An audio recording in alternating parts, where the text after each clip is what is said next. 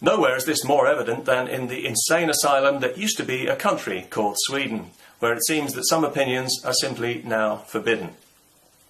Recently, a Swedish politician was convicted of hate speech for correctly connecting mass Islamic immigration with the high level of rape in Sweden. The court said it didn't matter that what he said was true, nor that he provided statistical evidence to prove it was true. It was enough that it caused potential offence to Muslim immigrants, which is a crime in Sweden, as it is in several European countries whose politicians despise their own people. Swedish politicians are especially afraid of opinions that rock the boat because they've allowed their boat to become so unstable.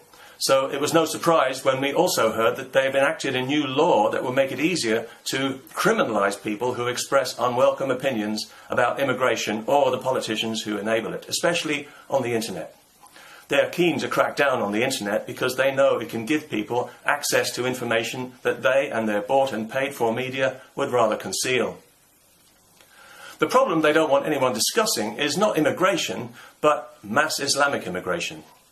Mass Islamic immigration has turned Sweden from one of the world's safest countries for women into the rape capital of Europe, and is forcing Jews who have lived there for generations to pack up and leave because they no longer feel safe from attack by Muslim immigrants, who are not only a massive drain on the welfare system, but have turned their ghettos into violent no-go areas for the police and emergency services. Everybody in Sweden knows this is happening, but they pretend it isn't because they're so terrified of being called Islamophobes and racists, and with good reason. We've seen what happens to people in Sweden who won't embrace the official multi-culti lie. They can expect to have their identities hacked and to be publicly fingered for reprisals, which could mean being socially ostracised, losing their job, or being physically attacked by far-left thugs who feel entitled not only to smash the opinions of those they disagree with, but to smash their skulls for holding those opinions, all in the name of tolerance, of course, and with the tacit approval of politicians and media who despise their own people and culture for being Swedish. It's the ultimate crime.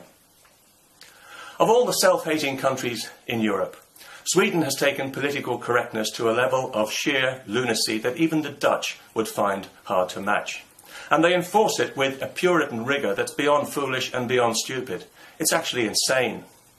Whatever kind of society Sweden thinks it is, it's not a free society, nor is it a liberal one, and it's barely even a democracy either, when if you vote for the only party that opposes the damage being done by mass Islamic immigration, you're treated as if you're a Nazi voting for Satan, and your physical safety is threatened.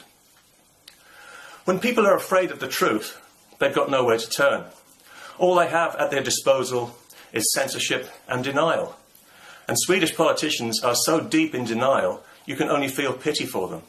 Because you know that in some dark chamber of their subconscious, these wretched people know what a terrible thing they're doing, and they know that history is going to revile them and their entire generation for it. But they just can't face up to it.